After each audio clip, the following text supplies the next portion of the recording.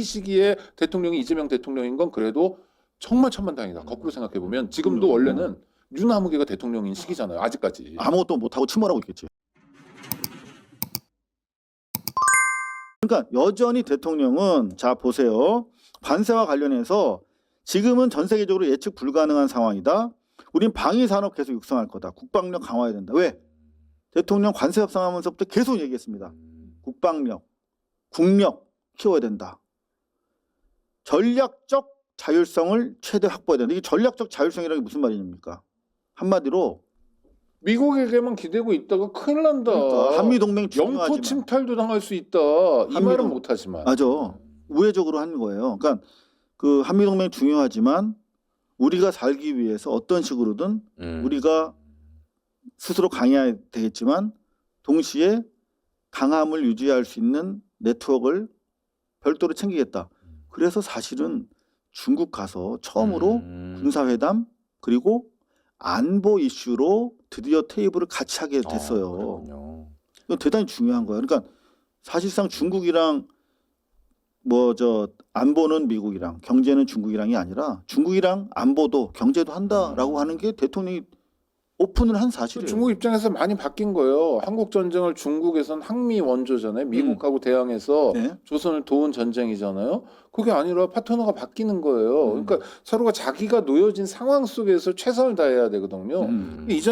이전에 패러다임이라는 게 얼마나 무의미한가. 바이든 정권만 하더라도 뭐 진짜 날릴지 안 날릴지 약간 예측 가능했잖아요. 트럼프는 아니잖아요. 아니면 거기에 맞게 해야 되는데 저는 이 시기에 트럼프 집권 1년 지났지 않습니까? 이 시기에 대통령이 이재명 대통령인 건 그래도 정말 천만다행이다. 거꾸로 생각해 보면 지금도 원래는 유나무개가 대통령인 시기잖아요. 아직까지. 아무것도 못하고 침몰하고 있겠지. 침몰 정도가 아니라 어디서 뭐가 새는지 그 돈이 얼마가 새는지 뭐가 빵꾸 나는지도 모르고 컨트롤도 안 되는.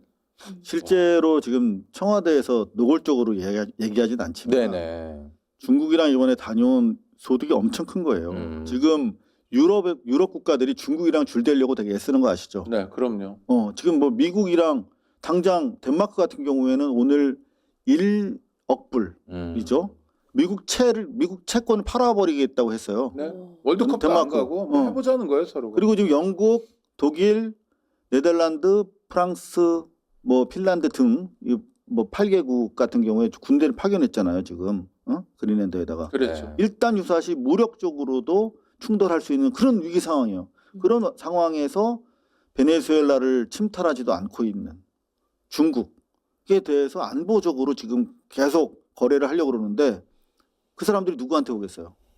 우리나라에 와요. 유럽 국가들이. 이 테디가 사실 그래서 온 것도 있다. 와서 막 셀카 찍잖아요. 그러니까 한국의 가능성은 더 커지는 거예요. 맞습니다. 한국이 국제사회에서 내 욕심만 차리는 나라가 아니라 균형자적 역할을 한다. 한국과 가깝게 지내면 너희에게도 엄청난 이익이 된다라는 것을 보여주기 시작하면요. 이재명 대통령 한 3명 만들어야 됩니다. 왜냐하면 외국 정상들이 계속 찾아오겠다고 지금 노크를 하고 있는 상황인데 언제 다 만나요? 바빠 죽겠는데. 어제는 또 카타르 국왕이랑 통화했잖아요. 그러니까요. 지난주에는 저 UAE 행정청장 왔다 가고. 아니 그리고 그게 공개 일정만 그런 거지 비공개 일정도 굉장히 많을 거 아닙니까? 예를 들어서 한중 정상회담 이후에 시진핑 주석과는 통화도 한번 안 할까요? 그러지 않을 것 같거든요. 긴밀하게 연락한다고 그래요. 아무 때나 전화하라고. 귀국 인사 아니, 서로가 귀국 인사도 하고 현안 있으면 할 수도 있는 거잖아요. 그러면 실제로 이번에 제가 중국 취재 가가지고 만난 대단히 많은 그 비즈니스맨들도 만났거든요. 그런데 이분들한테 들은 상당수의 이야기는 대단히 의미가 있어요. 뭐냐면 지금 중국의 물자, 뭐 플랜트부터 시작해서 제품들을 유럽에서 구매하고 싶은 거야. 근데 지금 제재 걸려 있어요. 직접 수출을 못해. 그러니까 한국을 통해서 지금 나가고 있는 것들이 제법 있어요. 그런데 그거를 제재할 방법은 없는 거야. 네. 한국을 제재하면 뭐 전 세계가 큰일 나는 거죠. 반도체부터. 그런 식으로든 경제적으로든 안보적으로든 한국의 위상이 되게 높아지고 있다 하는 부분. 아이고 오늘 뭐 확실히 청와대에 이렇게 직접 출입하시니까 이제 전 기자로서 네. 이게 제가 못 들었던 내용들을 너무 흥미진진하게 들으니까 사실 기자가 이거 질문하고 싶은 기자. 그러니까 이제 단독 지금 팩트들이 되게 많이 나온 거예요. 그렇죠. 이거 어떻게 보면 이재명 정부 끝나고 나서 책으로 좀 나올 만한 비화 같은 것들이 지금 이제 직접 취재하신 기자니까 지금 막 쏟아지고 있는데 사실 이거 막 누리꾼들이 쇼츠 잘 맞은 드시는 분들이 막 비장한 막 음악 요즘 막 깔면서 많이 만들거든요. 네. 요거 한 3분짜리로 나올 만한 사실 지금 단독 사실 고발 뉴스가 내용이 쇼츠 나온 맛집입니다. 거예요. 우리가 만드는 거 아니에요.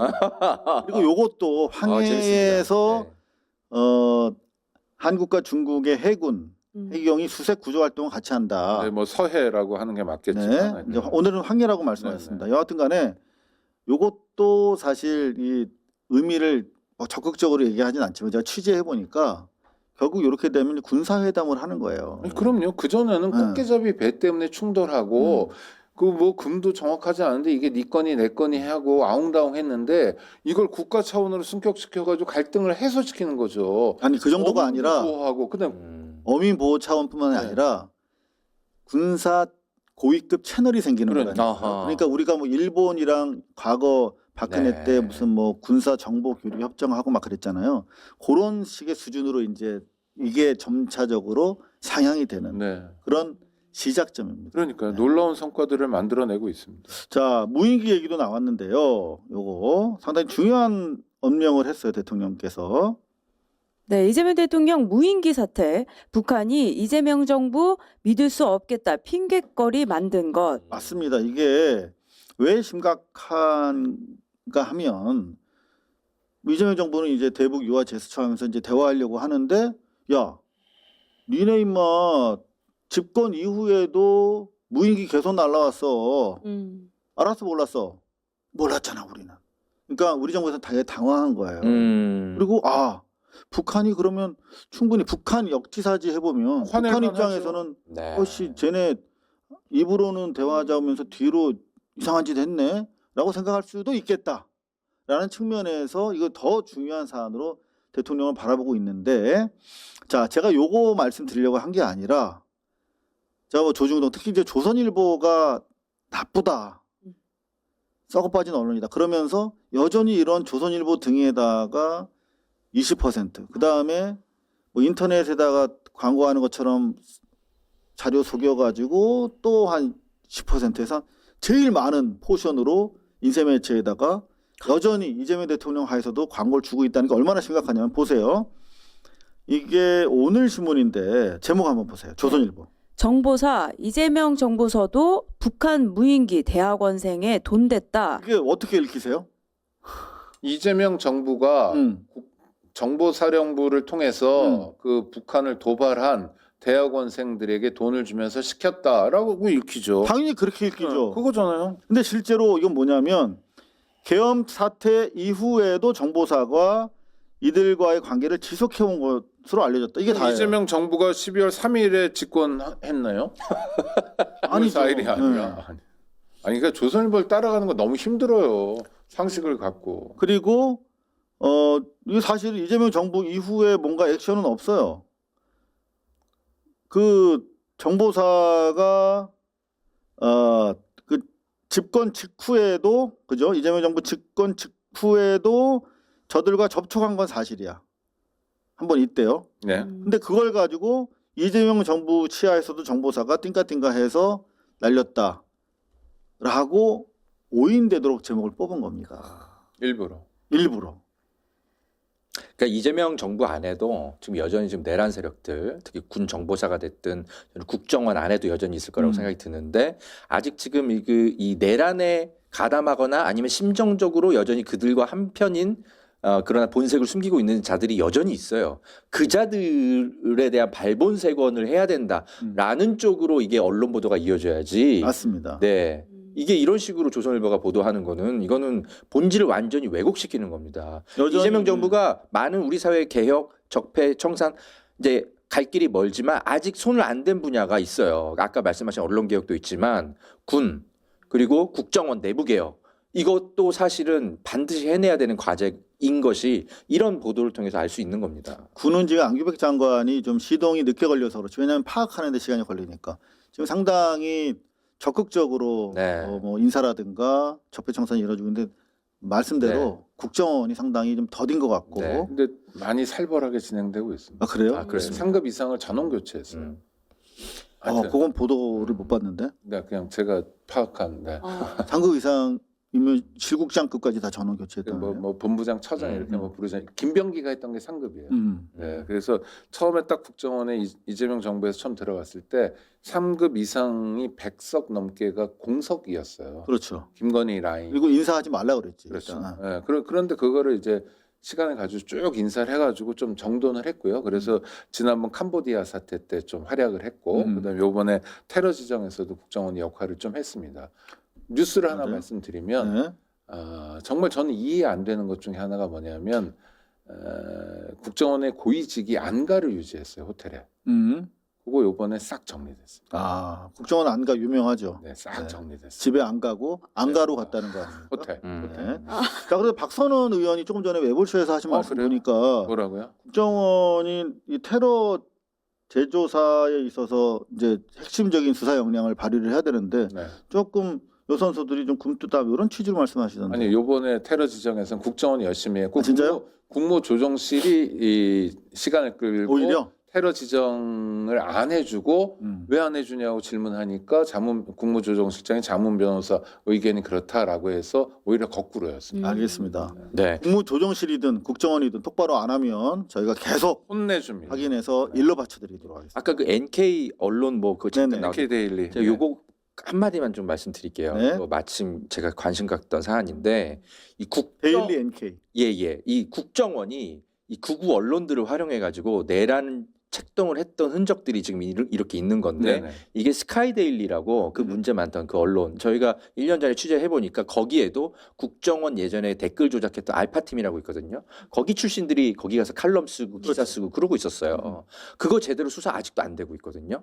그러니까 스카이데일리는 이제 드러났지만 그거 외에도 국정원이 여론 조작을 하기 위해서 뒤에서 은밀히 키우고 있었던 이상한 극우 언론들 이거 반드시 발본색원해야 됩니다. 맞습니다. 지난번 세월호 때도 이렇게 제호에 파란색 들어가거나 블루, 무슨 데일리 이런 매체들이 되게 많아요. 네네. 그거 다 국정원에서 관리하는 애들이거든요. 걔들이 악의적인 기사 엄청 쓰고 저랑 그때 알파잠수 네.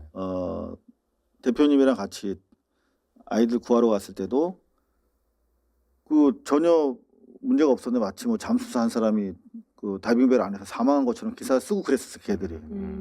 아주 그 기자의 악의적인- 양심으로 쓰는 게 아니고 아니 그럼 우리 국민의 세금을 들여가지고 여론 조작을 국정원들이 해왔는데 10년 전에도 이런 일이 있었지만 지금 벌어지고 있다. 예, 이거 반드시 그 언론 탄압이 아니고 이거는 지금 반드시 벌어지고 발본색원해야 지금 돼요. 벌어지고 있는 경찰이 거 같지 수사해야 않고 지금 이재명 정부의 국정원 지금 현재는 좀 아닌 뜸한 거. 거 아니, 같고 데일리 NK 그 북한 그 대학원생 작년 6월까지 접촉을 했다는 예, 거. 예. 그건 정보사 네. 국정원이 아니라 군. 네, 아무튼 네. 네. 아. 약간씩 다릅니다. 네. 네, 정보사와- 발본색원 해야 됩니다. 네. 그럼요. 발본색원은 해야 됩니다. 네. 자 그리고 통일교 신천지와 관련해서 발언하셨는데 신천지 왜 따로 해야 되는지 모르겠다.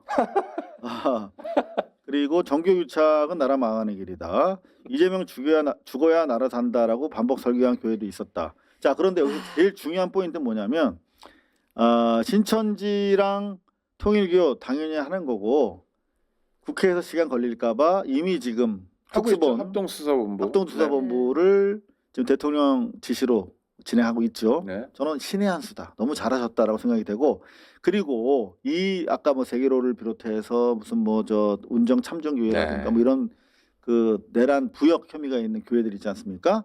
그 교회들에 대해서도 대통령이 네, 일부 개신교도 수사해야 한다. 논란 있어 자연스레 수사해야. 네, 지금은 아니지만 통일교 신천지 하고 나서 자연스럽게 수사가 되어야 할 것이다. 그리고 라고 엄명을 했습니다. 최상병 사건 때 극동방송 같은 경우도 있고 그러니까. 되게 많잖아요. 네, 사실. 다 봐야죠. 이루어질 겁니다. 자, 아이고 이거 조금 저희가 검찰 얘기도 있고 뭐 한데 아니 이게 지금 우리 네. 기자님이 직접 다 정리를 하신 거잖아요. 현장에서 듣고 네, 보면서. 머릿속에 다 있죠. 예.